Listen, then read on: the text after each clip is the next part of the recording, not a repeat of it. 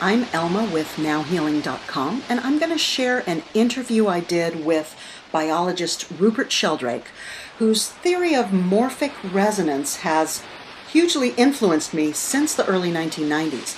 And it also inspired and informed my healing method, Now Healing, in that I actually applied the morphic field concept to remote healing.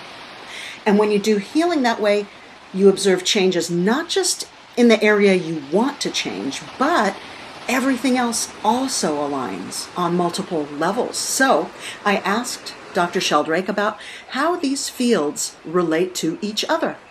Here's the interview. Hello, this is Elma with NowHealing.com, and I am here at Esalen with Rupert Sheldrake.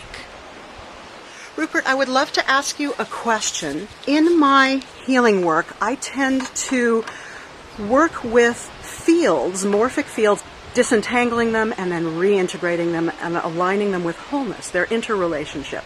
And that creates huge effects. How do you experience fields interacting with each other? Are they nested hierarchies? Do they have intersections? How do you understand the interrelationship of different levels of fields?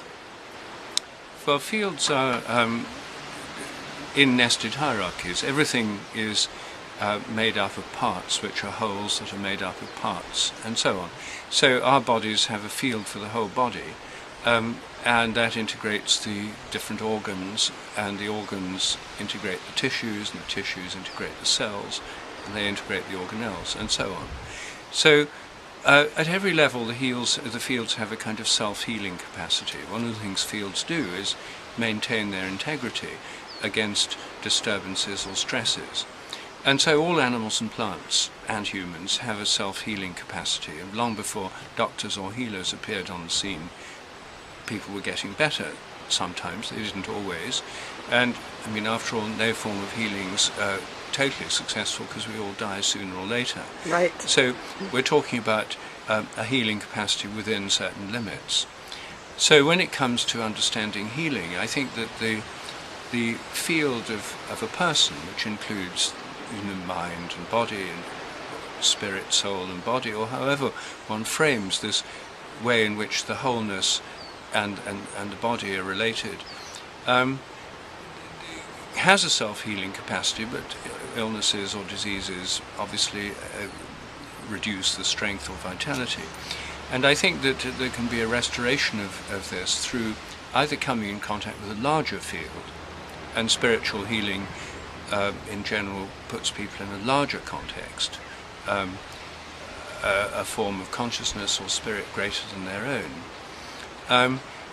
There's also the larger field of social relationships. Each of us is part of a lot of social groups, our families and all sorts of other groups.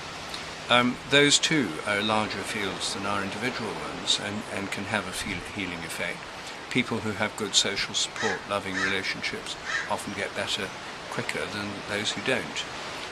And then there's the way in which there can be a resonance between fields. Similar kinds of fields can resonate with other ones, and so that's another way in which fields interact. Now, exactly what's happening in the kinds of healing you do, I don't know, because I haven't studied it, and it may be you don't know either, because these often involve processes that we don't understand. And even in regular medicine, it was only fairly recently people worked out how aspirin worked, but doctors were using it, and people were using it for decades before anyone knew how it worked. So knowing how things work isn't necessarily that helpful. I mean, it's helpful up to a point, but finding out what does work is what really matters, and however we explain it. But I think that fields have something to do with it. Thank you very much.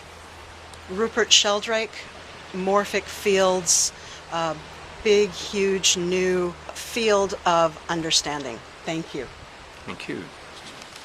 That was Rupert Sheldrake, biologist and author of Science Set Free, a brilliant, elegant book defending science from the dogmatic, unexamined assumptions of scientism and strictly materialistic science. and to experience how you can actually apply the concept of morphic resonance to create healing and real transformation, visit nowhealing.com.